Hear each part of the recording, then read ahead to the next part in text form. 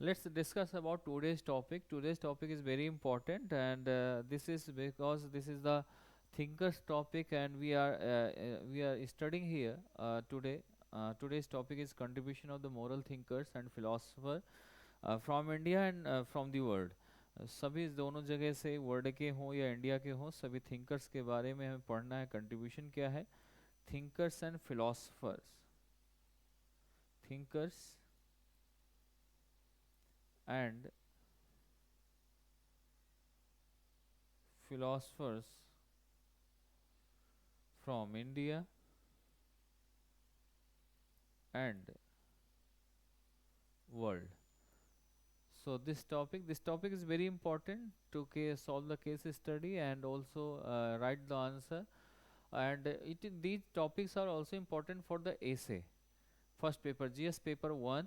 That's this is a basic. अगर हम according to exam देखा जाए तो जीएस वन पेपर एसे का होता है. That is also this topic is also important for the essay paper. So we are thinking कि what is the contribution of the thinker and philosopher. अगर रहे हैं तो उनके क्या है, कैसे रहेंगे, कैसे चीज़ें हैं. सो हम इसमें चीज़ों को देखने वाले हैं. तो contribution of the moral thinkers and philosopher have led many defining.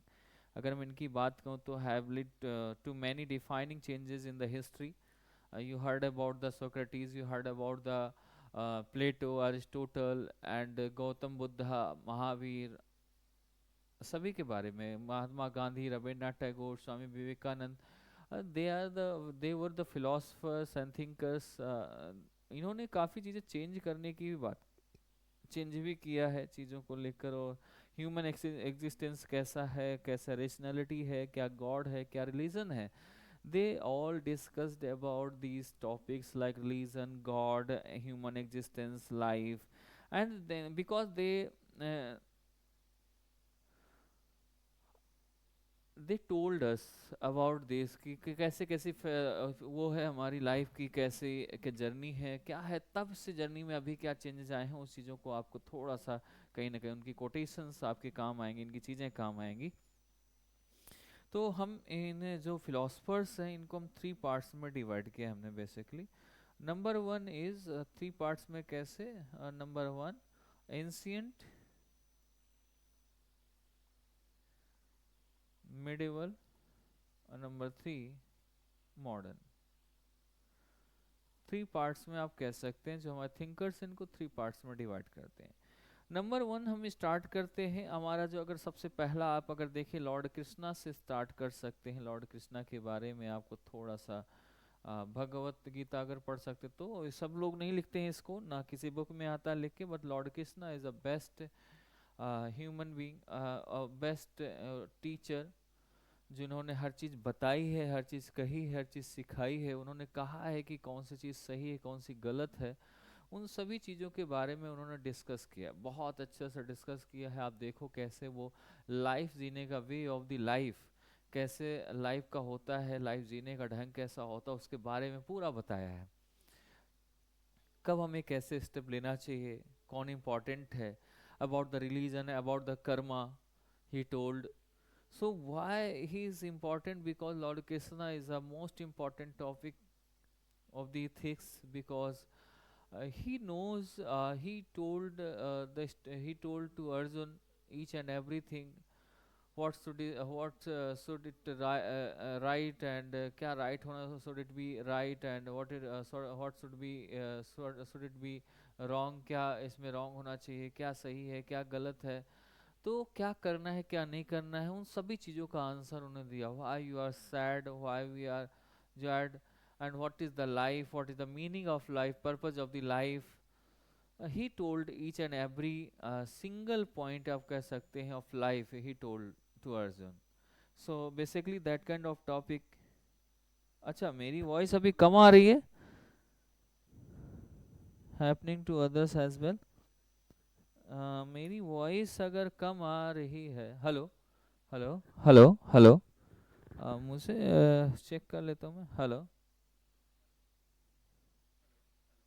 नहीं नहीं नहीं, वॉइस तो कम नहीं है. मे बी अपना आप थोड़ा सा मोबाइल चेक करिए. I think voice is okay. जिंतु, Okay, so ancient philosopher, ancient moral philosopher. So we are discussing. So first Lord Krishna. So we are going to start from the Lord Krishna. You have to uh, think. You have to listen carefully, because Lord Krishna is the most important thinker, most important philosopher of the world, not India only. He told us how to live, and what is the way of life, and what certain things are important for the life. That kind of things he told to the peoples, to the Arjun. And what is the dharma, and he told also what is right, and what is right, what is wrong, and also ethical things he told about. And if your what is your duty, and he also told about the duty is most important, because if you are the leader, he told to Arjun, कि if you are a leader, so you should follow your duties, and you should do your duty, because duty is the most important things, and you have to play the role like a leader, and with ethicality, objectivity, integrity,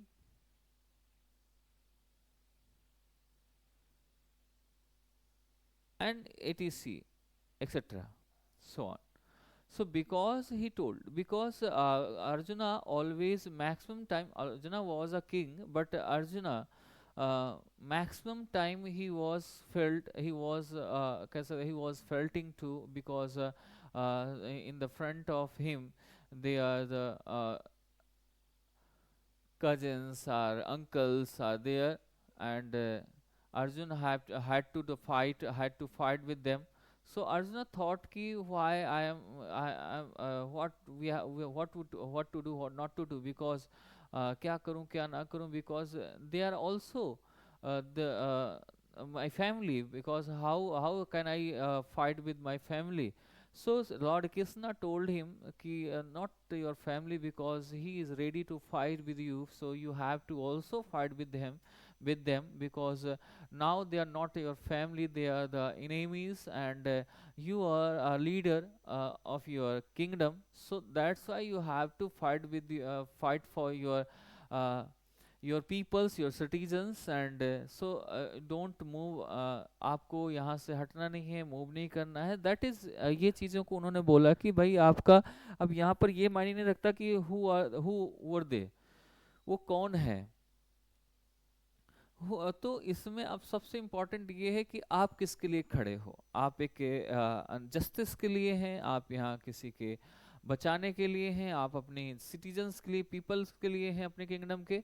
so you have to fight, आपको लड़ना पड़ेगा और आपको लड़ना चाहिए। सो उन्होंने यहाँ पर बात की। इसी तरीके से हमारे कृष्णा के बाद ऐसा नहीं है कि जो सबसे ज़्यादा चर्चा में है, सबसे ज़्यादा एग्जाम में जो लिखने को मिलता है वो है about the Socrates.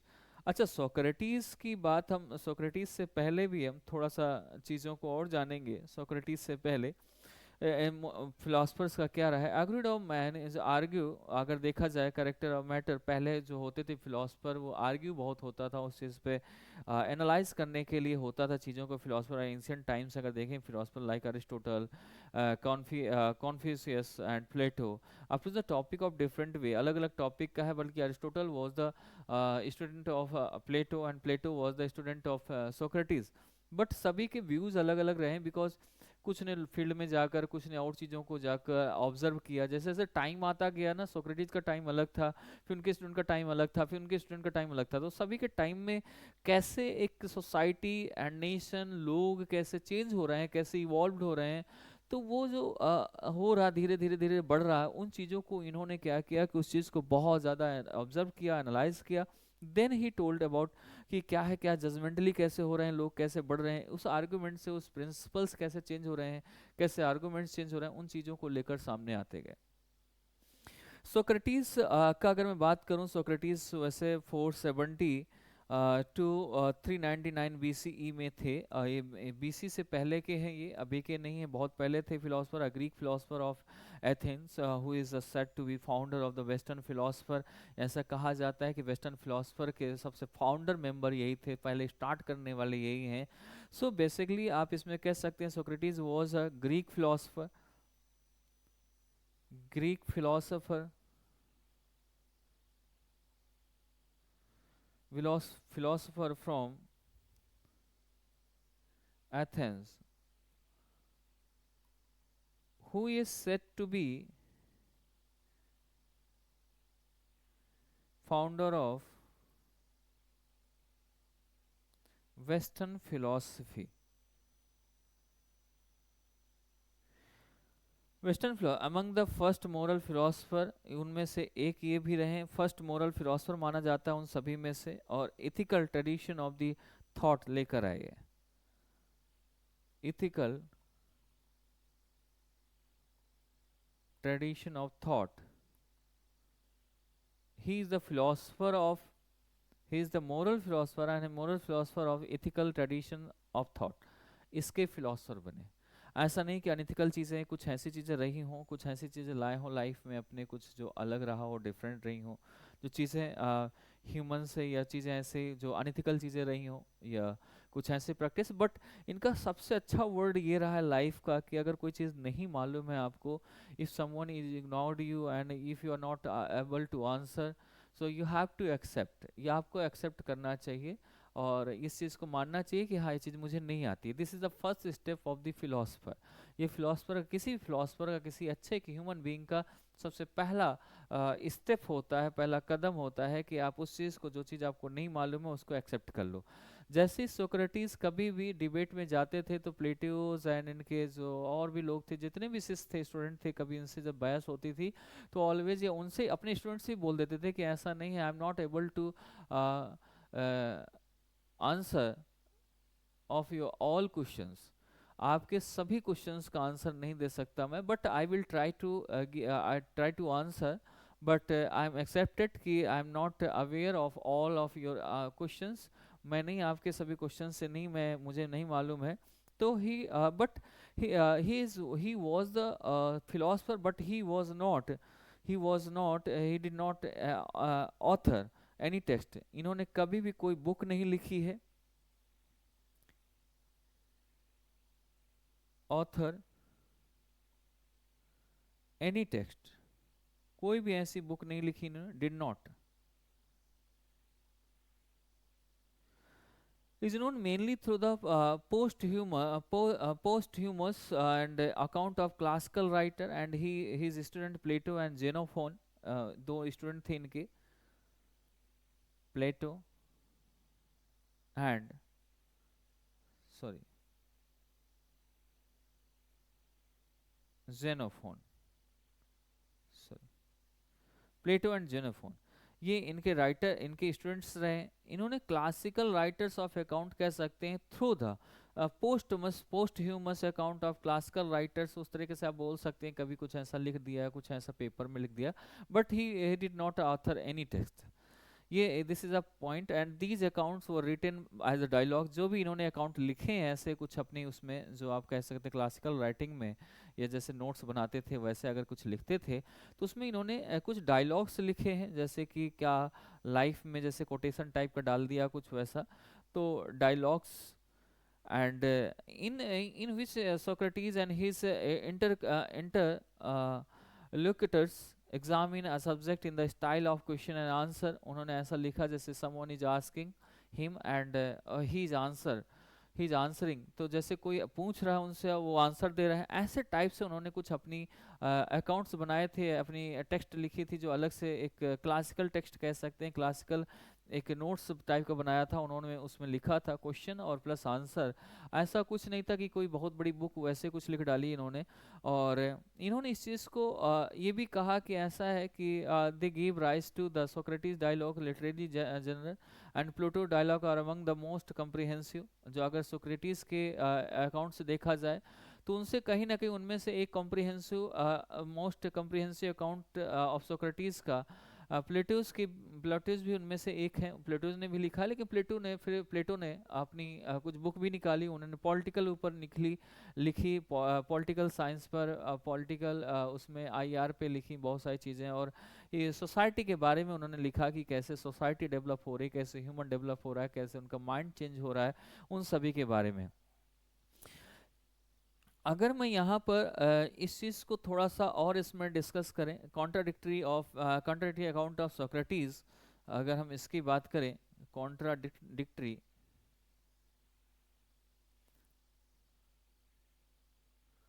Accounts of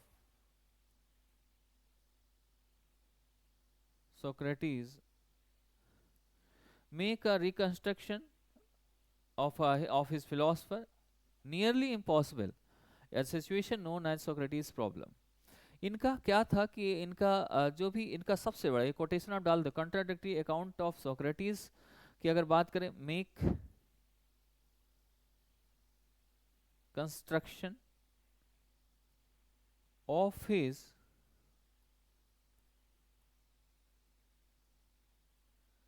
philosophy nearly impossible. A situation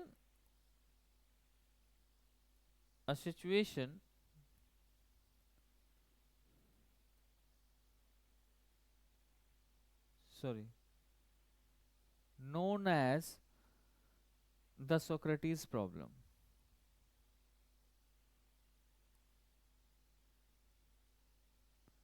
यही एक सिचुएशन थी जो कि सोक्रेटिस के प्रॉब्लम के नाम से जानी जाती थी।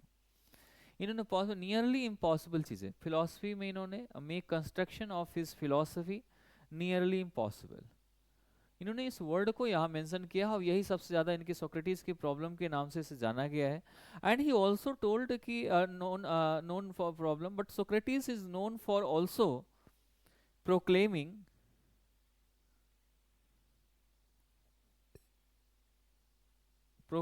his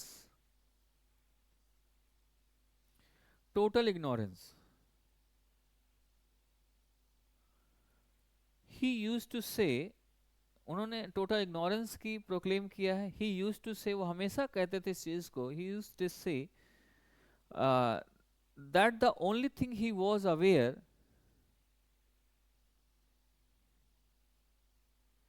ही वाज अवेयर किस चीज से, he was aware of was his ignorance. वो हमेशा कहते थे कि मैं अपने इग्नोरेंस से अवेयर हूँ, क्यों मुझे इग्नोर किया जा रहा है, क्यों ऐसे चीजें। ही ऑलवेज, वो अवेयर रहते थे उस चीज से कि मुझे इग्नोर क्यों किया जा रहा है। And he accepted also, and he said seeking to imply the recognisation of our ignorance is the first step in the philosophising. इन्होंने कहा अगर फिलोसफी में आप फिलोसफर बनना चाहते हो तो you should aware of your ignorance, why the people are ignoring you, and so that is if you recognize your ignorance, so that is the first step of the philosopher. ये philosopher का first step है कि वो अपने ignorance को समझ पा रहा है। So that is the main thing, and he was sentenced to death after being accused to imply impiety and corrupting the youth. इन्हें जब आपको मालूम है कि इनको जब जहर देकर इन्हें मारा गया था, उसके पीछे ये है कि ऐसा लोगों का सोचना था कि कहीं ना कहीं ये थोड़ा सा जो एक धर्म का जो एक अलग चल रहा है उसके खिलाफ इन्होंने बात उठाई थी, जो क्रिश्चियन में होता है। तो वहाँ के जो लोकल लोग थे, सोसाइटी के लोग थे, उन्हें लगने लगा कि ये कहीं ना कहीं जो लोग हैं, जो पीपल्स हैं, जो बच्चे हैं, यूथ जो है, उन्हें कहीं ना कहीं ये करप्ट कर रहे हैं। और उस चक्कर में इन्हें एक्यूज्ड मानकर इनकी डेथ हुई थी। इन्हें जहर पिलाया गया था, प्याला दिया गया था जहर का, जैसे मीराबाई को दिया गया वैसे इन्हें जहर पिलाया गया। तो उस चीज को भी यहाँ पर लिखना, he was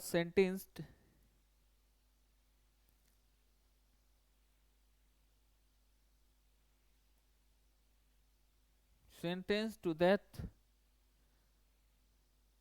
after being accused of impiety and corrupting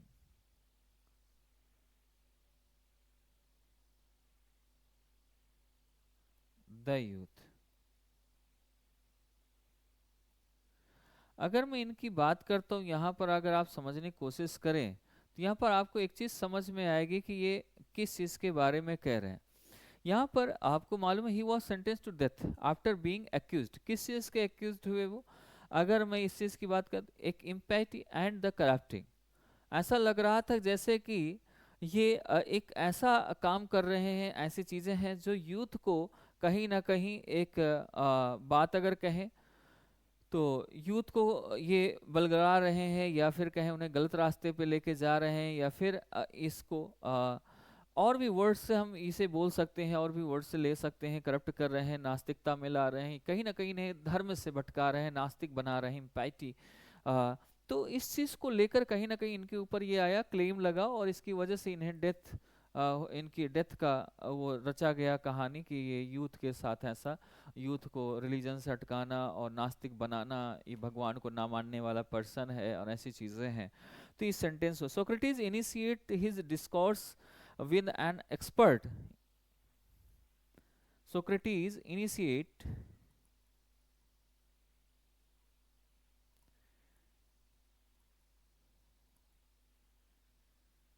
discourse with an expert on a subject by seeking a definition by asking.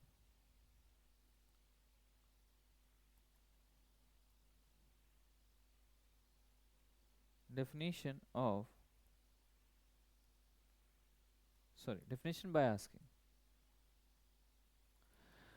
For example कि इन्होंने ये बताया व्हाट वर्च्यू, व्हाट गुडनेस, इन्होंने इस चीज़ को भी बोला। His discourse with an expert, इन्होंने एक ऐसा चीज़ कि इनिशिएट किया आपने उसको, और इस चीज़ को दिखाया कि कैसे क्या वर्च्यू होना चाहिए एक जो सम्मानित व्यक्ति के लिए, क्या जरूरी है। Example virtue and goodness,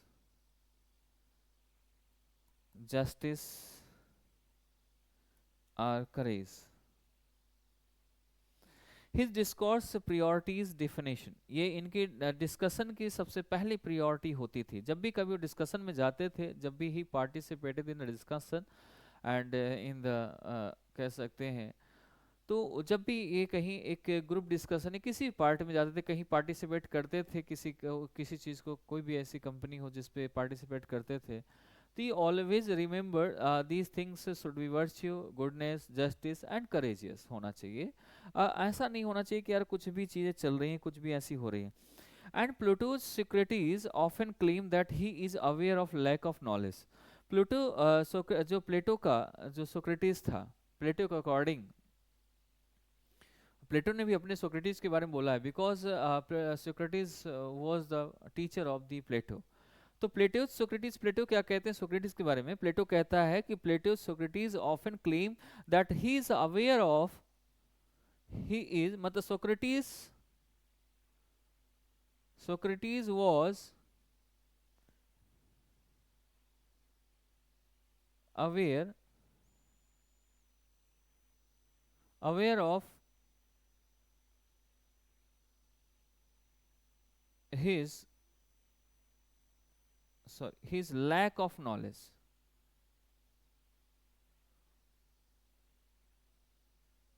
Lack of knowledge, especially when discussing with ethical concept such as goodness.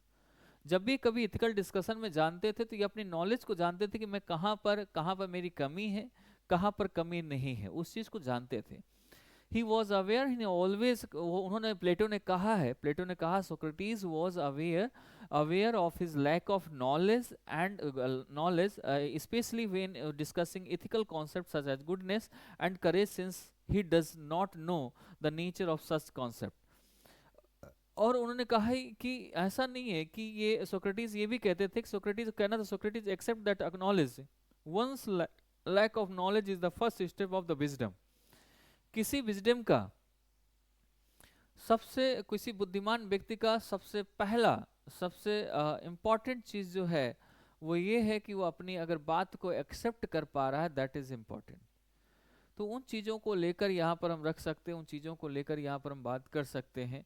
और उन चीज़ों से यहाँ पर बात इस चीज़ की आती है कि कैसे कैसे चीज़ों को हम बदल पा रहे हैं। अपनी चीज़ों को अगर हमें ये मालूम हो कि मेरी कमी क्या है, मैं कहाँ पर लैग कर रहा हूँ। स्टूडेंट के साथ अक्सर होता है कि जैसे आप प्रीलिम्स दे रहे हैं, ये आप अगर प्रीलिम्स से फेल हो जाते हैं तो आपको यू शुड एनालाइज कि वेयर आई एम लैकिंग, कहाँ पर मैं लैग कर रहा हूँ, क्या मेरी प्रॉब्लम है, कहाँ पर क्या चीज़ नहीं हो पा रहा। उस चीज़ को अगर आप समझ जाएं तो वो सबसे बेस्ट चीज़ है आपके लिए, उससे बेस्ट कुछ हो ही नहीं सकता। तो वो उस चीज़ को जब आप समझते हैं तो आप आंसरेबल हो जाते हैं, अपनी चीज़ को समझ पाते हैं और अपनी चीज़ को बेटर कर पाते हैं। That is important thing. और आप उस पे काम करते हैं and you get selection after 1 year. और नेक्स्ट एग्जाम में जैसे आप बैठते हैं तो आप प्रीलिम्स क्वालिफाई किए बैठे होते हैं। रीज़न कि you are aware of your lack of knowledge, where you are lacking. So now you can correct your you can increase you can improve your knowledge and you can rectify your mistakes। तो ये सारी चीज़ें आपके अंदर, वो चीज़ें words आ जाते हैं, वो चीज़ें आप सोचने लगते हैं। That is most important thing. Socrates exerted a strong influence on the philosopher in a later period and also the modern era। अगर हम सोक्रेटिस की बात करें, Socrates not only the was not only the ancient philosopher, but he also influenced the modern philosopher and medieval philosopher and all other later period philosophers जितने भी रहे modern era में या फिर मिडिवल इरा में, या जो भी रहे उनकी बाद के, they were influenced by Socrates. And Socrates was studied by the medieval philosophers and played an important role in the thought of Italian Russians Renaissance। अगर बात करें, चाहे वो इटालियन रिनाइसेंस की बात करें या कहीं भी बात करें, उन्हें मिडिवल टाइम पर वहाँ के लोगों ने इनके उनके बहुत लोगों ने वहाँ के फिलोसफर जो थे इनको रीड किया, इनके बारे में पढ़ा और उसे फॉलो भी किया, चेंजेस भी लाए। बहुत सारी चीज़ें ऐसी हुई और इनकी उसमें प्ले रोल, बहुत इंपॉर्टेंट रोल था। And with in humanist movement के लिए इनका, जब भी वहाँ मूवमेंट होता था, इस चीज़ को वो हमेशा याद रखते थे ये कैसे हमें सोक्रेटिस की बातें उन्हें याद आती थी और सोक्रेटिस की बातों को लेके आते थे ह्यूमैनियन के लिए, ह्यूमैनिटेरियन के लिए, ह्यूमनिस्ट के लिए, कि ये बहुत ज़रूरी है। उस मोमेंट में यूज करते थे उनकी कोटेशंस, उनकी बातें।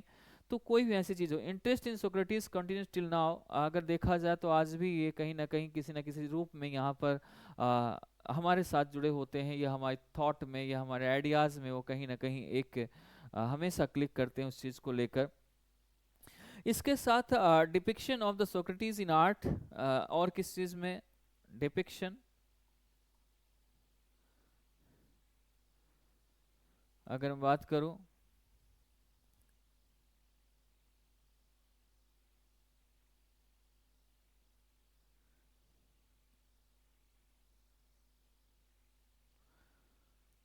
सॉरी, हाँ, डिपिक्शंस ऑफ सोक्रेटिस, सोक्रेटिस के और क्या क्या चित्रण या क्या क्या काम रहे हैं चीज़ें इन art, literature and popular culture have made him a widely known figure and western philosopher tradition। आप इन चीज़ों को आप यहाँ रख सकते हैं। This was about the Socrates। Socrates was a great human being, Socrates was a great philosopher, he was the first philosopher, he was the founder of western philosopher, and he started tradition of the philosophy, and his philosophy was ethical. He was texted his quotation and his dialogues with ethicality. He always remembered ethics during discussion. During his discussion, he also uh, accepted, and he was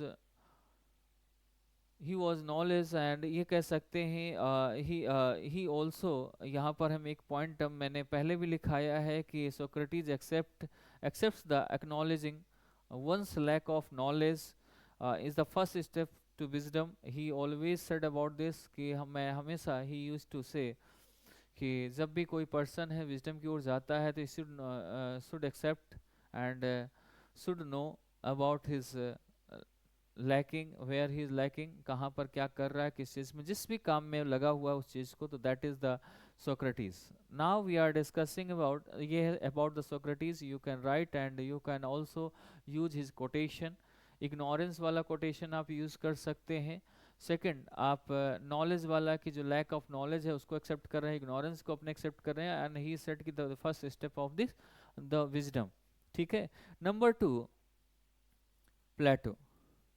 इस पे आप यहाँ पर एक इसरो के लिए भी आप लिख सकते हैं, चंद्रयान फर्स्ट एंड टू नहीं सॉल्व हुई, प्रॉब्लम नहीं ठीक से लैंड हो पाए, तो हमारे जो साइंटिस्ट हैं उन्होंने दोबारा से उस चीज़ को किया, जहाँ कमी करे तो उसको एक्सेप्ट किया और उसको फिर से ठीक किया. जब मोदी जी गए उनके हाथ थपथपाया तो ही दे वर थॉट, उन्होंने उस चीज़ को देखा, उस चीज़ को सोचा और उस चीज़ के बारे में आगे और ठीक किया, और थर्ड हमारा पहुंच भी गया वहाँ पर. तो प्लेटो का कहें, आप प्लेटो के बारे में सुनते हैं. प्लेटो कौन है? प्लेटो को जैसे मैंने बताया कि Plato he was the student of Socrates. तो Plato upholds the principle of virtue. हमेशा इन्होंने इस चीज़ को, प्लेटो ने अपने तरीके से अपनी चीज़ें, इन्होंने बहुत सारी बुक्स लिखी हैं. इनकी बुक्स बहुत है वैसे, सोसाइटी के लिए, पॉलिटी के लिए, हर तरीके से इन्होंने अपनी सोसाइटी को देखना, लोगों को रिकॉग्नाइज करने की कोशिश किया, ऑब्जर्व किया. तो प्लेटो upholds the principle of virtue.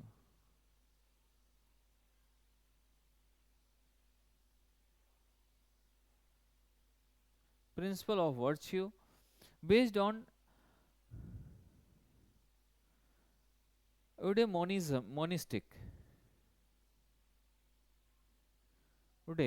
monistic conception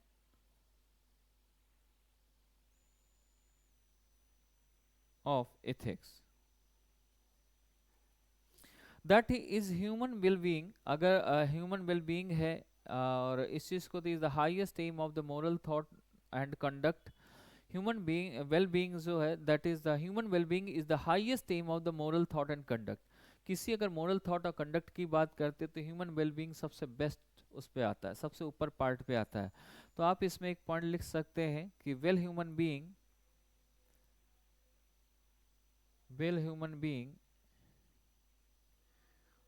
is the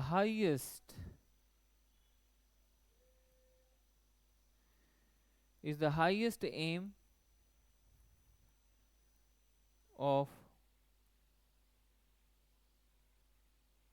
moral thought and conduct, and the virtue are the requisite skills and depositions needed to attain it. And Plato's writing, Plato ने कुछ books लिखी हैं जो कि हर एक काम के लिए अलग अलग बुक्स हैं, इन्होंने बहुत सारी चीज़ को डाली हुई है. प्लेटो राइटिंग अपोलॉजी, एक बुक लिखी है, अपोलॉजी बुक. दूसरी Crito and Phaedo. Far demonstrate dramatic account of the events leading of his mentor Socrates' death. इन्होंने इस चीज़ को वहाँ पर एक ड्रामा के फॉर्म में लिखी हुई है बुक्स. ये ड्रामेटिक बुक है सारी, dramatic book, accounts of events leading of his mentor Socrates. जब अपने मेंटोर सोक्रेटिस के डेथ के उसमें जब इवेंट लीड कर रहे थे उसके बारे में इन्होंने यहाँ पर इसको मेंशन किया हुआ है, इस चीज़ को लिखा हुआ है. And depict matter of the concern, ethical living and simplicity of the thought and expression. In books में डाला हुआ है उन्होंने, सिंप्लिसिटी के बारे में डाला हुआ है, एंड थॉट्स के बारे में, इथिकल लिविंग स्टाइल कैसा होना चाहिए, कंसर्न, ऐसी चीज़ें बहुत सारे कंसर्न था, इन्होंने डिपिक्ट किया हुआ है इस बुक्स में. इन सभी बुक्स में डिपिक्ट्स किस चीज़ का डिपिक्शन है आपका इसमें, depict matter of the concern, क्या क्या चीज़ कंसर्न हो चाहिए सोसाइटी में लोगों को, and ethical living and simplicity of thought and expression, उन चीज़ों को लेकर आए. And Plato also converse about philosophy.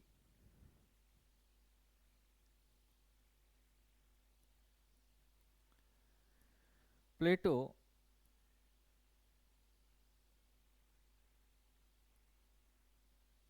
conversed about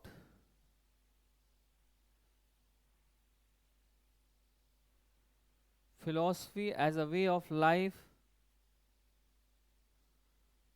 as a way of life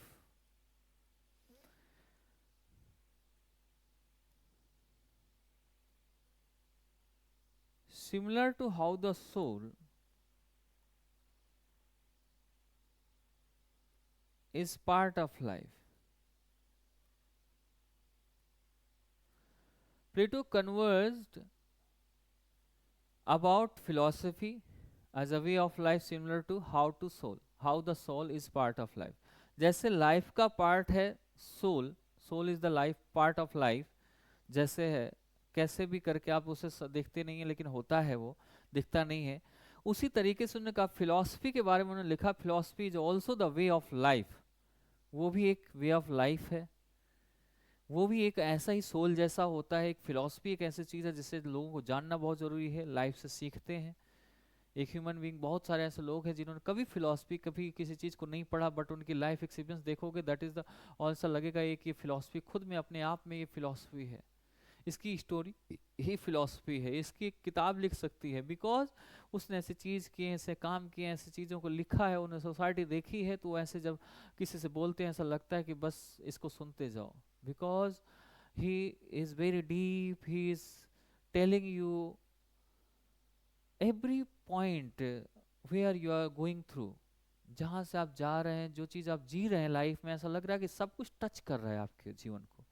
that is important, philosopher का यही तो काम है। फिलोसफर ये बताना चाहता है, philosopher always want to tell you, want to express कि आपकी लाइफ का हर एक पार्ट फिलॉसफी में है। ये जीना एक कला है, जीना एक ढंग है, जीना एक ऐसी सोल के जैसे है, जैसे लाइफ में हमारे जीवन में एक सोल होता है, सोल आत्मा जो दिखती नहीं है बट होती है, ऐसा एक फिलॉसफी है जो दिखती नहीं but you have to need है उसकी, जिसकी फिलॉसफी एक लाइफ जीने का एक तरीका ढंग है। अगर आप फिलॉसफी नहीं है तो आप जीने में सही से काम नहीं कर पाएंगे। तो this is the way of life, this is the philosophy as a way of life. Plato conducted that the soul is something, Plato ने हमेशा इस चीज को कहा। इन फाइडो बुक में मैं आपको लिख देता हूं, इन फाइडो बुक, अपनी जो फाइडो बुक है इनकी, सॉरी फाइडो बुक, इसमें उन्होंने लिखा है, फाइडो में इन्होंने लिखा है, क्या लिखा है फाइडो में, Plato contended that the soul is something, इन्होंने कहा कि सोल तो कुछ तो सोल है, सोल इज समथिंग। सोल सभी को मालूम है कि हमारी आत्मा है, सोल है, बस दिखती थोड़ा ना है। Soul is something rather than a sense of harmony, rather than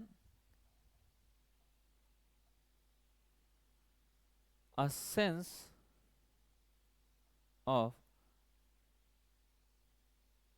harmony. Fido also illustrate important arguments, इस बुक में एक important arguments है personal immortality, argument for personal immortality. एक मोरल्स होते हैं, एक इमोरल होता है, उस इमोर्टैलिटी के बारे में पर्सनल जो आपके अंदर आर्गुमेंट होता रहता है, क्या सही क्या गलत, कैसे कैसे चीजें हैं अचानक से, उस चीज के बारे में यहाँ उस चीज के बारे में भी लिखा है इन्होंने, कि कैसे आप सिचुएशन से गूंजते हैं। It goes on to discuss in the detail the soul and is its rational aptitude and spirited features. He also talk about the virtuous characteristics individual are related to action. आपके characteristics, virtue characteristics पर इन्होंने बात कही कि हमारे बहुत सारे ऐसे करेक्टरिस्टिक्स हैं, ऐसे बहुत सारे लोग वर्च्यू में आते हैं जिनकी बहुत सारी चीज़ें हैं जो हम शो कर देते हैं, कई बार चीज़ें शो नहीं होती हैं बट वो हमारे एक्शन में दिख जाती हैं, इंडिविजुअली या किसी के साथ काम करते हैं, जो आपका करेक्टर है। When you are talking to someone, when you are doing something, तो यू कैन, आप बिना शो किए शो नहीं कर सकते, मतलब अपने आप से वो चीज़ आपके अंदर आ जाती है, अपने आप से वो आपके जबान से या आपके एक्शन में दिख जाता है कि हाउ यू आर, आप कैसे हैं, आप कौन हो, हु यू आर। तो वो आपके एक्शन में कहीं ना कहीं दिखता है। प्लेटो यही चीज उसमें लिखना चाहते हैं, और कई बार हम अपने उस चीज से आर्गुमेंट करते हैं अंदर चीजों से, क्या सही क्या गलत चीजों का सेंस के लेकर। सोल समथिंग है, जैसे कि सेंस से अलग है, वैसे ही एक ऐसा तरीके से फिलॉसफी वैसे ही है जो आपको समझाती है। प्लेटो ने अपने रिपब्लिक में लिखा हुआ है, Plato wrote account in Republic, Plato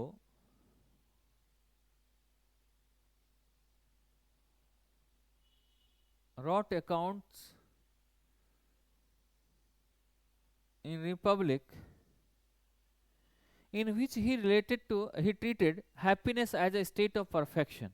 His heart comprehend, and on other hand, Aristotle talk about the happiness as a self-sufficient state of active individual. इन्होंने दो चीज़ों को अलग अलग लिखा है। इन्होंने लिखा है, इस चीज़ के बारे में बताते हैं कि अगर हमें ही ट्रीटेड हैप्पीनेस, अगर वो किसी स्टेट पर as a state of perfection की बात करें, तो वो क्या करता है कि वो हमेशा एक सभी को अगर हैप्पीनेस के हिसाब से ट्रीट करता है तो खुद भी हैप्पी रहेगा। ठीक है। सो लेकिन अरिस्टोटल वहीं पर कहते हैं, अरिस्टोटल कहता है कि happiness as a self sufficient, हमें एक इंडिविजुअल और एक्टिव इंडिविजुअल के हिसाब से देखा जाए तो अगर मैं हैप्पीनेस को दूसरे का या अपने लिए सिर्फ है, दूसरे को उससे सेटिस्फाइड होता है कि नहीं है, ये सेल्फ सेटिस्फाइड है। बट प्लेटो कहते हैं कि अगर आप हैप्पीनेस के साथ किसी के साथ ट्रीट करते हैं या किसी से मिलते हैं, उसके लिए काम करते हैं हैप्पीनेस के साथ, तो वो भी खुश होता है और आप भी खुश होते हैं। ये एक परफेक्शनिस्ट का काम है कि आप परफेक्शनिस्ट हैं, आपको मालूम है कि मैं नहीं भी परफेक्ट हो, लेकिन but you want to someone happy, so आपकी कोई हैप्पी हो, मेरी वजह से किसी को दुख ना पहुंचे। तो if you are treated with happiness, अगर आप हैप्पीनेस के साथ ट्रीट करते हैं या हैप्पीनेस ट्रीट करते हैं किसी के लिए, तो वहाँ पर क्या है कि आपको दोनों लोग खुश हो रहे हैं, वहाँ पर आसपास की सोसाइटी खुश हो रही है।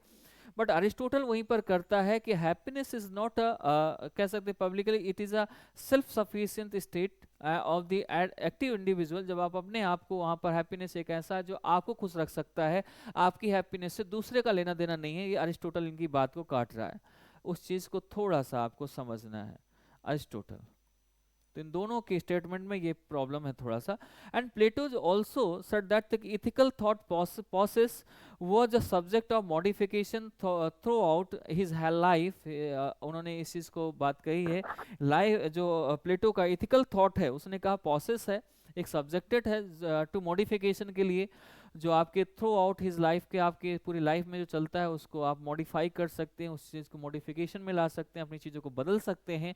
एक इथिकल थॉट प्रोसेस है जिसमें आप अपने आप को ठीक, अपने समाज को, अपनी सोसाइटी को you can rectify, you can modify, आप उस चीज़ को कर सकते हैं। और ये एक ऐसा स्टेज है, प्रेजेंट डिफरेंट इंडिकेशन है, जो अलग अलग इसके स्टेजेस हैं, प्रत्येक स्टेज का एक अपना डिफरेंट इंडिकेशन है, एक हर एक स्टेज का एक अपना इंडिकेशन है। जैसे जैसे आप बढ़ेंगे काम में, जैसे जैसे बढ़ेंगे, जैसे धीरे धीरे समझ आएगी, इथिकलिटी की समझ आएगी, इथिक्स की समझ आएगी, वैसे वैसे आपका एक्सप्रेशन, वैसे वैसे आपका प्रेजेंटेशन, वैसे वैसे लोगों के सामने कम्युनिकेशन। मतलब आप सोचो, आप बचपन में थे तो आपको नहीं मालूम था कि मुझसे कौन नाराज हो रहा है, कौन मुझसे खुश है, बट थोड़ा सा आपको समझ आई, आपको सही गलत समझ आने लगा, थोड़ा बड़े हुए, आप सभी को रिस्पेक्ट करने लगे। पहले बचपन में तो बच्चा पापा को भी थप्पड़ मार देता है, झापड़ मार देता है, स्लैप कर देता है, मम्मी को भी मार देता है, चिल्ला देता है, उसे सब कोई गोद में ले लेता है, उसे कोई नहीं कुछ कहता और उसे प्यार से खिलाते। लेकिन वही जब बड़ा हो जाता है तो अगर कुछ गलत वर्ड बोलता है तो मार देते हैं।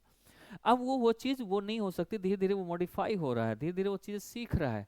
पहले हर चीज़ तोड़ सकता था, अब वो तोड़ नहीं सकता किसी चीज़ को, फिर धीरे धीरे और बड़ा होता है।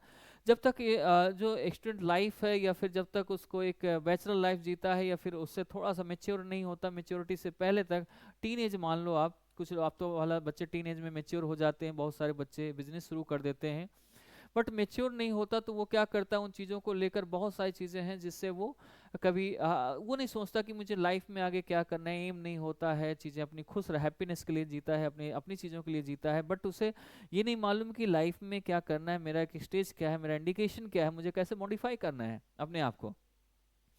बट वो किसी से फिर इन्फ्लुएंस्ड होता है या फिर धीरे धीरे जॉब करता है, जैसे एजुकेशन कंप्लीट होती है तो उसे एक समझ आता है कि मुझे लाइफ में अभी और चेंजेस लाने हैं, फिर लाइफ को चेंज करता है, शादी के बाद और चेंजेस आते हैं, बट जब उसके बच्चे होते हैं तब उसे समझ आता है कि मेरे पेरेंट्स मेरे साथ क्यों कर रहे थे, तो अपने पेरेंट्स से अच्छा बेटर करने की कोशिश करता है, वो फिर और मॉडिफाई करता है अपने उसको, लाइफ को। आप सोच लो, एक आपका टीन एज है जिसमें आप खूब मतलब क्या कह सकें, लड़काबाज कहो या फिर जैसे एक लाइफ होती है, स्टाइल होता है बच्चों का कि भाई मस्ती के साथ घूमना है और एकदम फुल एंजॉय करना है, पार्टी करनी है, ऐसे बहुत सारी चीज़ें। लेकिन यही जब आप आफ्टर मैरिज, जब आप थोड़ा सा बड़े हो जाते हैं, आफ्टर 30 ईयर जब पहुंचते हैं, जब 40 ईयर पहुंचते हैं, तो आप एक सिंसियर हो जाते हैं। जब बुजुर्ग हो जाते हैं तो आप और ज़्यादा सिंसियर हो जाते हैं।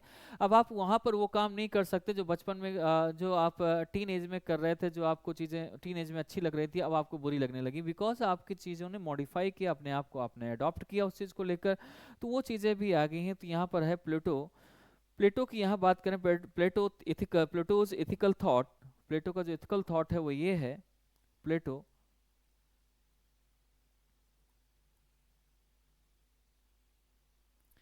ethical thought process was subjected to modification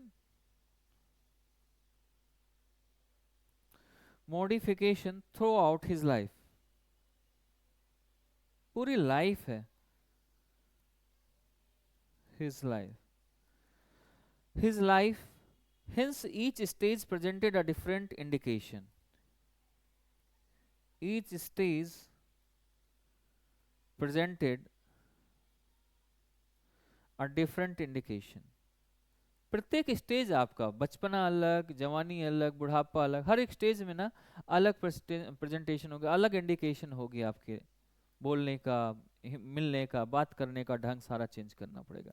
in is early work there no indication, शुरुआत में नहीं होता, धीरे धीरे आप जब जैसे बढ़ते हैं आपको समझ आती है, जब आप धीरे धीरे अपनी एज को बढ़ते हैं, धीरे धीरे आप लोगों से मिलते हैं, आप सोशली होते हैं, तो आपको आपको ये मालूम चलता है human good goes beyond the human real are not, कौन कौन से हैं, कौन कौन से ज्ञान की प्राप्ति हो चुकी, कौन कैसे, हमें उसको समझ आता है। अब एक बच्चे को आप बोलो तो उसको नहीं समझ आ रहा है कि क्या है, बाबा अगर सही कह रहा तो सही होगा, गलत है तो गलत है, जो उसे पढ़ाया जाएगा, जो बोला जाएगा वो मान लेगा। लेकिन जब आप बड़े हो जाते हैं, पढ़ाई कर चुके थे, एडुकेटेड होते हैं, तो आप जो भी बात कोई कहता है तो उसमें आप रीजनिंग निकालते हैं कि ये क्यों सही है तो क्यों सही है, गलत है तो क्यों गलत है, उस चीज़ में आप समझने की कोशिश करते हैं, उस चीज़ में आप बोलने की कोशिश करते हैं। तो दिस इज अ बेसिकली ये है हमारा इस चीज़ का मतलब Meta physical basics of the knowledge during the middle phase. इनमें इन्होंने इस चीज़ को कहा है क्या गुडनेस है, क्या किस चीज़ से कौन से ऐसे प्रिंसिपल्स हैं, इंस्पायरिंग प्रिंसिपल और गुडनेस के लिए कौन कौन सी चीज़ें हैं, हमें लोग जिससे पसंद करें, ये चीज़ें आपके उसमें सब चीज़ें दिखती हैं। ऐसी चीज़ों को, इनकी केवल इतनी ही बात नहीं है, इनकी बातें बहुत सारी हैं। इन्होंने लिखा है, इन्होंने प्लेटोन ने कहा लेटर वर्क, बाद में इन्होंने लिखा, don't lower the standards of knowledge as such. कभी भी जब आप धीरे धीरे काम करते करते जब बड़े होते हैं और धीरे धीरे, तो आपकी नॉलेज जो होता है ना, तो आप नीचे नहीं, वर्क्स आपका उस नॉलेज से नीचे नहीं जाता, ऊपर ही जाता है। आपका जो काम है वो आपका अच्छा ही होता है, बुरा नहीं हो सकता। मतलब जितनी नॉलेज पहले थी उससे कहीं बेटर आज है, और जितना पहले आपने नुकसान किया उससे आप कम नुकसान करेंगे, उससे ज़्यादा नुकसान नहीं कर पाएंगे। क्योंकि यू नो ना, जैसे आप बिजनेस कर रहे हैं, आपको नहीं मालूम था पहले, बट यू बहुत सारी आपने प्रॉब्लम्स उसमें झेली, बहुत सारा लॉस झेल लिया। अब आपने आपको क्या समझ है, उस बिजनेस में उतना लॉस नहीं कर पाएंगे, करेंगे अब धीरे धीरे, आप अच्छा बढ़ रहे हैं क्योंकि आपको समझ आ रही है, उस सिचुएशन को झेल पा रहे हैं। तो ये चीज़ें हैं, और आप डिज़ाइन करेंगे उस हिसाब से, नॉलेज के हिसाब से, फिर आप उस कॉस्मिक ऑर्डर में लगाएंगे उन चीज़ों को, और थोड़ा ठीक करेंगे ethical standard and political institutions के हिसाब से। आप उस चीज़ को, हो सकता है आप रूल एंड रेगुलेशन पहले नहीं जानते थे, अब आप उन चीज़ों को भी फॉलो कर रहे हैं, रूल एंड रेगुलेशन क्या है हमारे, उसका नियम क्या है कंपनी का, कैसे क्या करना चाहिए हमें काम। जैसे फर्स्ट डे आप समझो कि आपने आईएएस सेलेक्ट हो गया, और आई सेलेक्ट करने के बाद आप जैसे ही ट्रेनिंग में जाते हैं, और ट्रेनिंग के जाने के बाद, पहले तो ट्रेनिंग ही बड़ी मुश्किल से, बड़ा टफ लगता है, बट खुशी होती है इतना कि हम आईएएस बने हैं। फिर जिसके बाद जब आपकी पोस्टिंग होती है, तो आप सभी को वहाँ पर चपरासी तक को आप सर बोलने की कोशिश करते हो, क्योंकि आपको सीखना है, अभी उतना नॉलेज या कहीं उतनी चीज़ों को आप थोड़ा सा पब्लिक को या उस जगह की सोसाइटी को अपनी ऐसे डील नहीं किया कभी, एज ए स्टूडेंट आपने लाइफ जी है, और आपने ट्रेनिंग जरूर ली ही, बट अभी सोसाइटी में जाकर उस चीज़ को सीखना थोड़ा सा टफ होता है, तो हम उस चीज़ को सीखते हैं धीरे धीरे। तो जैसे लाइफ में चीज़ें आती हैं, वैसे वैसे आप इथिकली स्टैंडर्ड और पॉलिटिकल इंस्टीट्यूशन के थ्रू, मतलब ये चीज़ें हैं जो धीरे धीरे हमारी चीज़ें बढ़ती हैं। And Plato's dialogue about the philosophy of Socrates demonstrate The Socrates approach to the areas of philosophy including the rationalism and ethics, इसकी बात करें, and Platonic Socrates lead his name to the concept of Socrates method and also the Socrates irony. इन्होंने हमेशा platonic Socrates जो थे उनकी बात करें तो इन्होंने लीड लेंस कह सकते हैं हिज नेम, और कहीं ना कहीं सोक्रेटिस के मेथड को कॉन्सेप्ट को इन्होंने एक्सेप्ट किया, उस चीज़ को भी उन्होंने बात की, बट इन्होंने थोड़ा सा इस चीज़ को कहा कि नहीं, डायलॉग्स जो क्वेश्चन था इनकी चीज़ें जो थी थोड़ा सा कुछ बदली हुई थी, थोड़ा सा कुछ चीज़ें और थी अभी इसमें.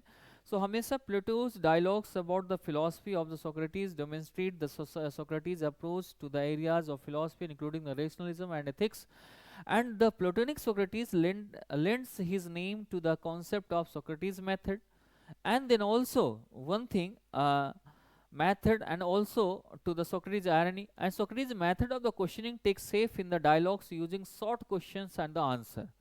इन्होंने इस चीज़ को फॉलो किया मेथड को कि भाई किसी का अगर क्वेश्चन है तो क्वेश्चन को कैसे हम अडॉप्ट करें, कैसे सुने और कैसे उसका आंसर देना चाहिए. इन्होंने इस चीज़ को अपने अपने गुरु से अडॉप्ट किया, उस चीज़ को आंसर देने की इन्होंने कोशिश किया, बट इन्होंने थोड़ा सा कहीं ना कहीं उस चीज़ को एग्जामिन किया और थोड़ा एस्पेक्ट्स अपना चेंज किया, इन्होंने सोसाइटी के हिसाब से काम करने की कोशिश किया.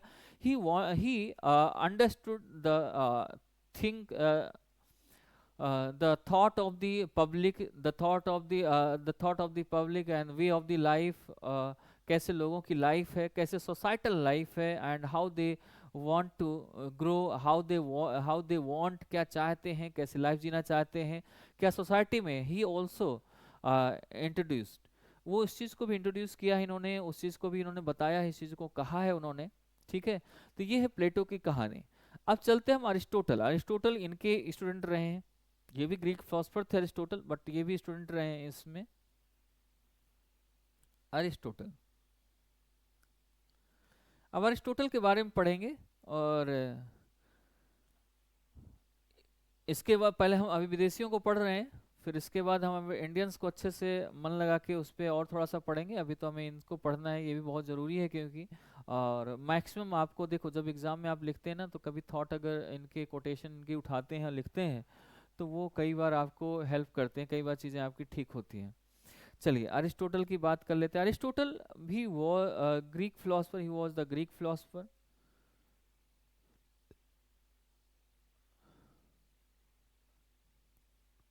who was well versed in ethics, well versed in ethics and philosophy and rhetoric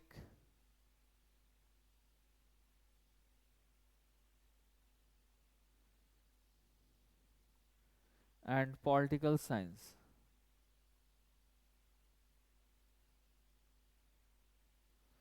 Political science. He was one of the influential philosopher. ये भी एक influential philosopher थे, और इन्होंने वर्चुअस करेक्टर के बारे में बहुत सारी बातें कही हैं.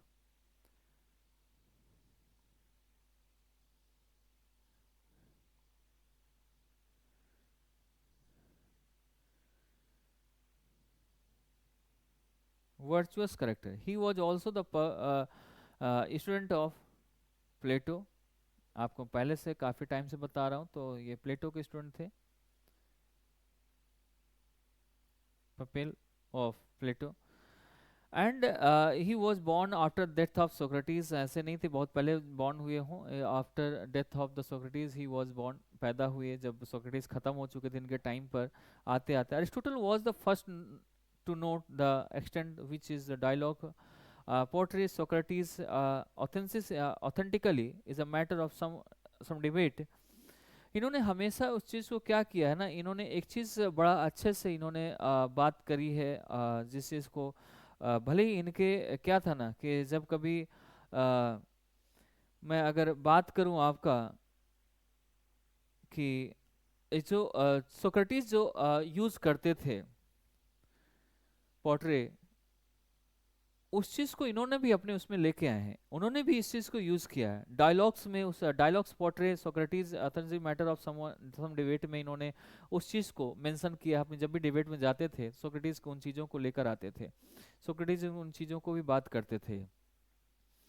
तो इस चीज को भी लेकर आना, इन चीजों को वर्च्यू रिलेटेड, इन्होंने कहा वर्च्यू, वर्च्यू का मतलब आप समझते हैं, वर्च्यू का मतलब होता है आपका स्वभाव, आपका नेचर कैसा है। तो virtue related to the feelings and actions of each individual, इन्होंने कहा वर्च्यू रिलेटेड अगर बात करें तो एक फीलिंग है जो हमारे काम में दिखती है, feeling and action, actions of individual, सभी की फीलिंग और एक्शन जो होती है वो इंडिविजुअल हो सकती है, किसी एक पर, सभी की एक जैसे नहीं हो सकती, इंडिविजुअल होगी। और इंडिविजुअल इसलिए है क्योंकि सभी का थॉट प्रोसेस अलग है,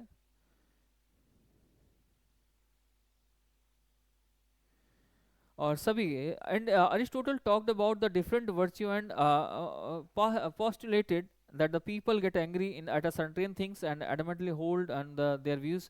कई बार ऐसा होता है लोग छोटी छोटी बात पर गुस्सा हो जाते हैं अचानक से, और फिर अपनी चीज़ों को रोक लेते हैं, उतने में रुक जाते हैं, थम जाते हैं।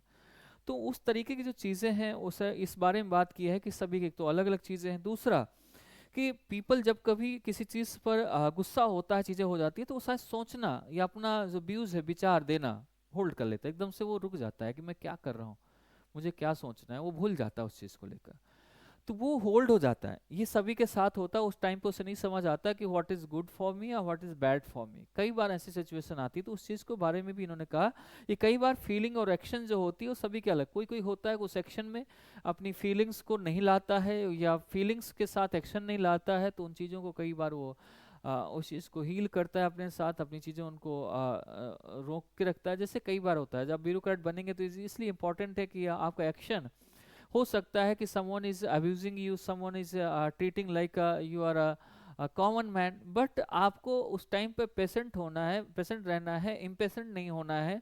क्योंकि आप अगर इम्पेशेंट होंगे, आपकी फीलिंग्स हर्ट होने लगी और आपने अपनी फीलिंग्स की सुन ली और एक्शन में आ गए, तो समझो सामने वाले का तो नुकसान हो जाएगा।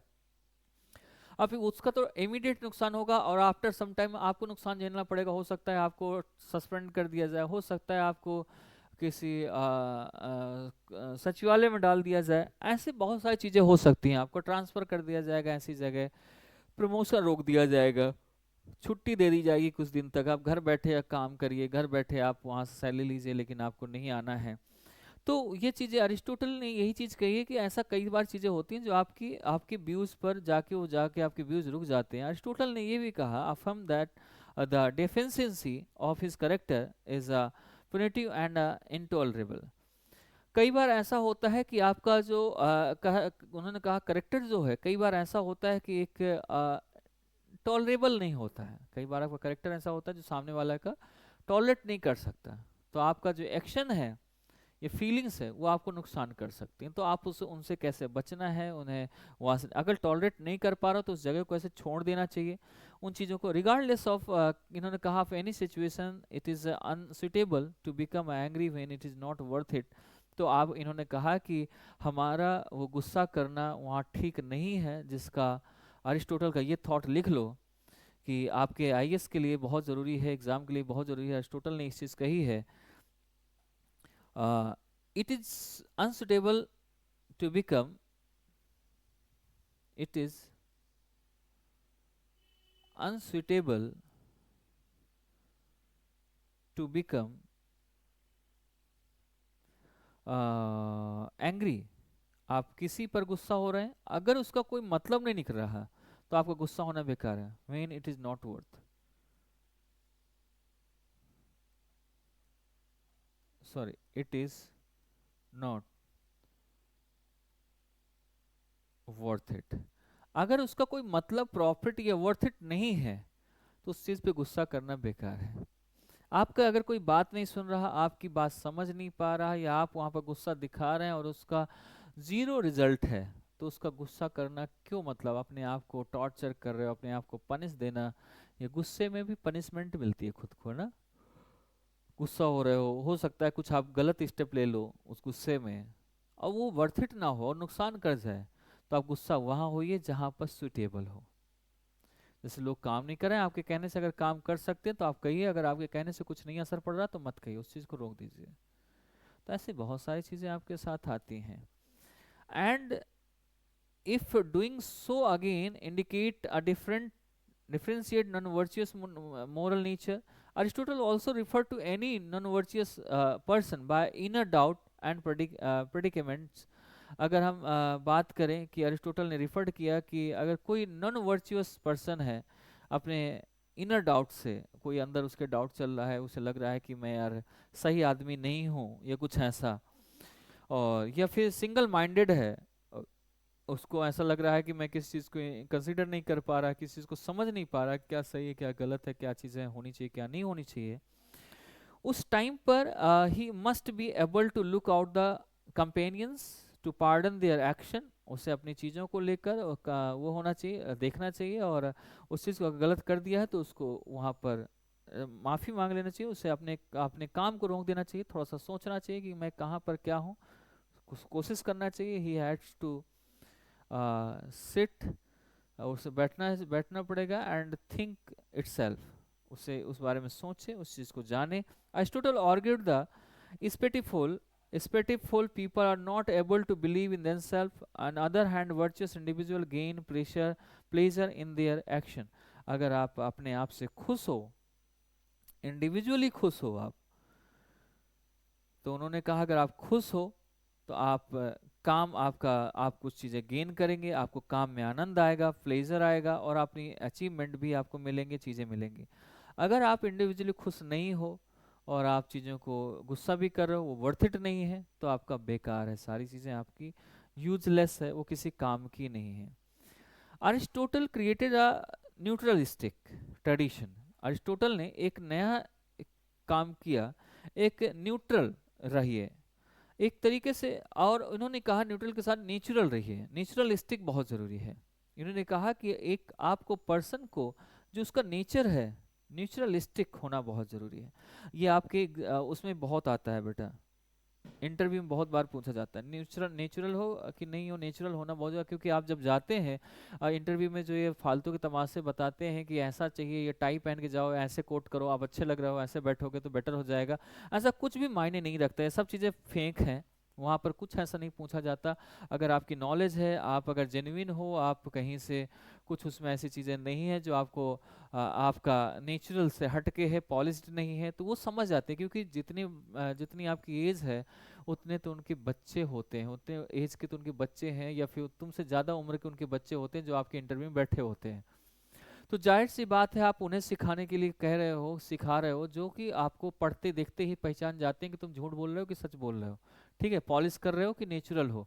तो इसलिए नेचुरलिस्टिक बहुत ज़रूरी है। तो अरिस्टोटल ने यहाँ पर क्रिएट किया naturalistic. Aristotle created a naturalistic tradition through his ethical writing. उन्होंने अपनी कुछ बुक लिखी हैं, जैसे कि एडुमियन एथिक्स,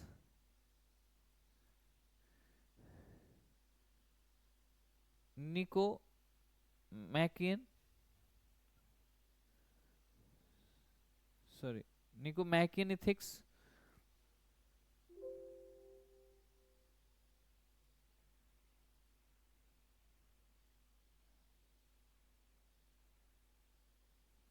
एथिक्स, पॉलिटी या पॉलिटिक्स, इन चीज़ों को भी उन्होंने लिखा, अरिस्टोटल ने इसमें बताया, और इसमें बताया कि ये क्या है, इसकी वजह से होता क्या है कि आपके जो फाउंडेशन ऑफ एथिक्स है उसकी क्या होती है, इन्वेस्टिगेशन हो सकती है,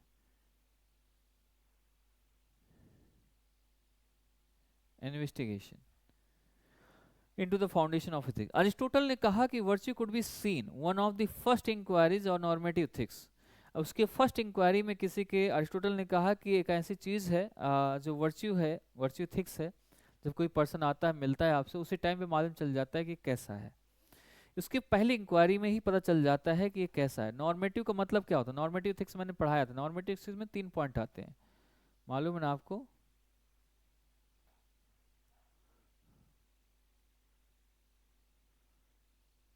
नॉर्मेटिव 30 में है। पहला आपका वर्च्यू, वर्च्यू तो एक सब व्यक्ति के लिए है। दूसरा डियोंटोलॉजी, डियोंटोलॉजी लॉजिकल, इट मींस कि आप कोई काम शुरू कर रहे हो। दूसरा है, सॉरी मैं पेन चेंज कर लेता हूँ, टेलियोलॉजी, तीसरा पॉइंट था टेलियोलॉजिकल।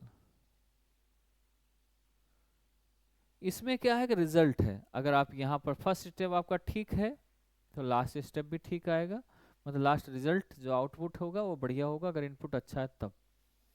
तो उन्होंने इस चीज़ को कहा कि वर्च्यू में ये ऐसा होता है कि आपका फर्स्ट नॉर्मेटिव में जो फर्स्ट इंक्वायरी होती है उससे पता चलता है कि आपका नेचर कैसा है, आपका वर्च्यू कैसा है।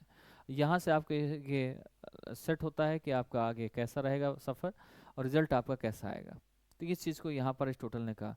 अरिस्टोटल ने एक चीज़ और कहा, Aristotle was a towering philosopher of his time in the arena of ancient Greek philosopher was the along with metaphysics, mathematics, logic, physics, biology, botany, ethics, politics, ऐसी बहुत सारी चीज़ें उन्होंने लिखी हैं, बहुत सारी चीज़ों में काम किया है।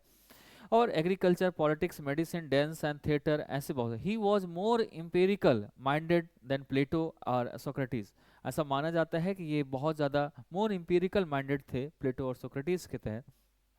आप इसमें लिख सकते हैं he was.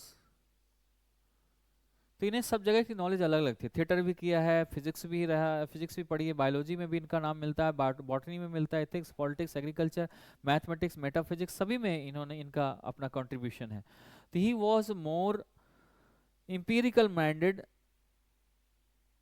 empirical minded than Plato or Socrates. So and was famous for disapproving of Plato's moral theory। और इन्होंने इसके लिए भी फेमस हुए क्योंकि इन्होंने जो प्लेटो की मोरल थ्योरी था उसको डिसअप्रूव किया था, अपने गुरु की ही किया था इन्होंने, disapproving of Plato's moral theory, अपने गुरु की ही मोरल थ्योरी को इन्होंने डिसअप्रूव किया था। ये इनका इसके लिए बड़े फेमस हुए थे। His ethical thought are still relevant and influence virtue ethics. इनके हमेशा जो थॉट होते हैं वो दो चीज़ों को, अरिस्टोटल के जो थॉट हैं वो दो चीज़ों को बहुत इन्फ्लुएंस करते हैं। एक वर्च्यू एथिक्स को कह सकते हैं सबसे ज़्यादा इन्फ्लुएंस करता है। वर्च्यू एथिक्स को अगर इन्फ्लुएंस कर रहा है तो टेलियोलॉजी उसका, डेंटोलॉजी अच्छा होगा और टेलियोलॉजी भी उसका अच्छा आएगा। And he expanded the nation of happiness. और ये चाहते थे कि पूरा चाहते थे कि जो नेशन है वो हैप्पीनेस का एक नेशन होना चाहिए। एनालिसिस किया जाए सोल का और स्ट्रक्चर का, क्यों ऐसा हो रहा है, या एनिमेट्स लिविंग ह्यूमन ऑर्गेनिजम्स, क्योंकि इन्होंने बॉटनी बायोलॉजी से भी पढ़ा हुआ, तो उन सभी चीज़ों को वो चाहते थे कि कुछ ऐसी चीज़ निकल के आए जिससे लोग खुश रहें, जिस देश में रहें वो खुश रहें, जहाँ के भी हों वर्ल्ड में पूरे लोगों को खुश रहना बहुत ज़रूरी है। तो और इनकी एक थ्योरी आप बायोलॉजी में या बॉटनी में कहें कि बहुत इनकी फेमस थ्योरी है, theory of evolution bye Darwin. उनके उसमें बुक में भी लिखा है, इसको भी थोड़ा सा पढ़ सकते हैं, डार्विन के थोड़ा लिखी गई है, उसमें इनका भी कंट्रीब्यूशन है थोड़ा, डार्विन और इनकी काफ़ी उसमें बहस भी है। थ्योरी ऑफ कि कैसे लोगों का या जीवन में किसी भी जीव का कैसे इवोल्यूशन होता है वैसे एक ह्यूमन में चाहिए, the theory of evolution bye Darwin, ये है। तो यहाँ तक हमने इसके यहाँ तक हमने पढ़ा, और इसके बाद हम और भी कुछ मॉडर्न फिलोसफर्स को, अगर हम यहाँ के बाहर के फिलोसफर्स को और पढ़ें तो मॉडर्न फिलोसफर जो वेस्टर्न के हैं उनमें नाम है एक का सबसे इम्पोर्टेंट नाम थॉमस हॉब्स। ये भी अच्छे philosopher, Thomas Hobbes was the English philosopher, ये इंग्लिश फिलोसफर रहे हैं, considered to be one of the founders of modern political philosopher, माना जाता है मॉडर्न में सब फाउंडर, मॉडर्न फिलोसफर के फाउंडर हैं ये माने जाते हैं ऐसा। ही वाज, यानी कह सकते हैं considered to be one of his, he was considered to be considered to be one of the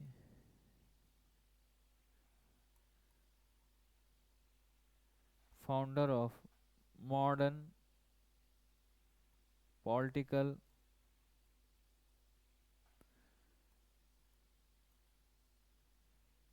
philosophy। His master work, इनका देखा जाए और इस चीज़ को जो इनको इन्होंने किस चीज़ का इन्होंने कहाँ कहाँ किस चीज़ पे बात कही है, कैसे इन्होंने मॉडर्न में आए, इन्होंने बहुत सारी चीज़ देखी। वैसे फिलोसफर में हमारे इमानुअल कांट भी आते हैं, वो भी इसमें आएंगे अभी मॉडर्न में। इमानुअल कांट है, और आपके इमानुअल कांट के साथ साथ जैसे जीन जैक्वेस है, इनके बारे में भी आप पढ़ेंगे, तो ये भी मॉडर्न के रहे हैं। तो इनके बारे में भी इन्होंने काफ़ी चीज़ें उसमें निकाल के लाए, अपनी बुक्स में अपने डिस्कशन में लेकर आए, और चीज़ों को सोक्रेटिस और इन सभी को, प्लेटो को, इन्होंने सब चीज़ों को लेकर वहाँ पर चर्चा की है। इन्होंने कहा है कि insignificant political way writings of the Plato, Aristotle, Locke, Grotius, can't and रावल्स, इन सभी के उसमें इन्होंने क्या किया, राइवल्स किया, एक तरीके से कह सकते हैं। उनकी चीज़ों को पढ़ा, समझा, और फिर उसमें से निकाला कि कंक्लूजन क्या है इनका सभी का। कंक्लूजन निकालने के बाद हॉब्स ने कंट्रीब्यूटेड टू अदर फील्ड में, इन्होंने कंट्रीब्यूशन कहाँ कहाँ किया है फिलोसफी के अलावा, हिस्ट्री में किया है इन्होंने, जीरी ज्योमेट्री में किया हुआ है, history,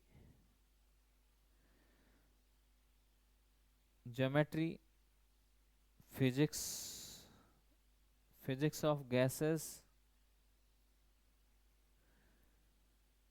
theology and ethics, as well as philosophy in general. तो फिलोसफी में तो किया ही किया है, जैसे मैंने लिखा ही है, मॉडर्न फिलोसफर के ये वो माने जाते हैं फाउंडर। इनकी एक इन्होंने दो बुक लिखी, एक जैसे बुक में जिसमें मैंने बताया कि सभी के एक्शन के बारे में इन्होंने लिखते हैं, सभी के बारे में लिखते हैं, दैट इज बुक का नाम है उसका मास्टर वर्क। मास्टर वर्क जिसमें किया, उस बुक का नाम है लीवाथन। ये एक बुक है जिसमें सभी का कंक्लूजन है, चाहे वो अरिस्टोटल हो, चाहे वो प्लेटो हो, चाहे वो लॉक हो, चाहे वो कांट हो, चाहे रोसी हो, चाहे रावल्स हो, उन सभी का। एक दूसरी बुक भी इन्होंने लिखी है जिसका नाम है, दूसरी बुक का अगर हम नाम इसमें सजेस्ट करूं मैं आपको, तो वो ये है, उस बुक का बड़ा अच्छा नाम इन्होंने दिया था, the element of law and the element of philosophy. दो बुक हैं, element of elements of law and elements of philosophy. एक तो ये बुक लिखी है, दो बुक्स ये है फिलोसफी। तो तीसरी बुक इन्होंने एक और लिखी जिसका नाम है लीवाथन, जो मैंने पहले ही बताया, लीवाथन यहाँ पर ये है, जो यहाँ पर तीन बुक हो गई टोटल, 1, 2 एंड 3। इन तीन बुक्स जो हैं इसमें, इनमें उन्होंने स्ट्रक्चर शेयर किया है। इन्होंने क्वेश्चन कैसे स्टार्ट होता है, कैसे माइंड, आपकी लैंग्वेज कैसे काम करती है, और फिर आपका आंसर कैसे बदलता है, कैसे वर्क की तरफ क्वेश्चन पॉलिटिकल फिलोसफी में कैसे जा सकते हैं, कैसे आप काम करेंगे। तो इसमें इन बुक्स में इन्होंने बेसिकली एक स्ट्रक्चर दिया हुआ है। स्ट्रक्चर किस चीज़ का स्ट्रक्चर कह सकते हैं, Hobbes began with the question, question के साथ उन्होंने स्टार्ट किया, माइंड के क्वेश्चन के साथ, लैंग्वेज के साथ, और फिर स्ट्रक्चर से वर्क स्ट्रक्चर दिया है इस चीज़ का कि पहले हम किससे शुरू करेंगे, क्वेश्चन, क्वेश्चन ऐसा जो आपके माइंड को चलने में मजबूर कर दे, question with mind, about the mind and language, about the mind and language, and works toward the question in political philosophy. और उनका जो आंसर दिया है वो पॉलिटिकल फिलोसफी के फॉर्म में दिया हुआ है, और चीज़ें ऐसी बताई हुई हैं। Hobbes is a famous for his early and elaborate development of social contract theory। इन्होंने एक थ्योरी दी है जिसका नाम है, इसके लिए भी फेमस है, जिसका नाम किसके लिए, हिज अर्ली, शुरुआती दौर की early and elaborate development, early and elaborate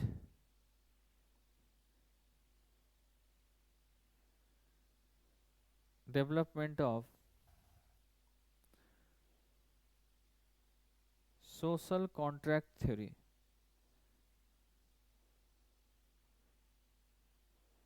theory.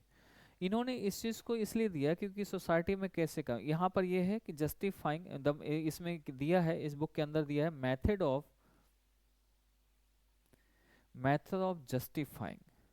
इन्होंने हर चीज को कैसे हम जस्टिफाई कर सकते हैं, किसी चीज़ को पॉलिटिकल प्रिंसिपल के थ्रू, या कैसे अरेंजमेंट करें उस चीज़ को, कैसे हम एग्रीमेंट करना चाहिए, कैसे हम एक सूटेड कह सकते हैं, situated rational free equal person यानी equal humanity, equal with people कैसे रह सकते हैं, उन चीज़ों के बारे में। सोशल कॉन्ट्रैक्ट थ्योरी का मतलब ये है यहाँ पर कि कैसे how people live together without any arguments, without any confusion, without any contradict, किसी उससे कॉन्ट्राडिक्ट ना करें, सभी एक मिलजुल कर रहना, हैप्पीनेस को ध्यान रखते हुए इन्होंने उन चीज़ों को यहाँ पर मेंशन किया है, उन चीज़ों को यहाँ पर बताया है। तो ये इनकी थ्योरी की सबसे बड़ी बात थी। एंड इसमें ये भी है कि he use to social contract method to conclude that he we ought to submit the authority of an absolute, undivided and unlimited sovereign power। हम इस चीज़ को देखना चाहते हैं, इन चीज़ों को, पावर को देखना चाहते हैं, करना चाहते हैं, और सब चीज़ों को देखते हैं। ओके, तो ये हमारा आज का क्लास है, और बाकी हम कल भी इसमें करेंगे चीज़ों को। और कुछ फिलोसफर कल और परसों, दो दिन में फिलोसफर हमारे सारे कंप्लीट हो जाएंगे। Okay, thank you, bye bye, take care.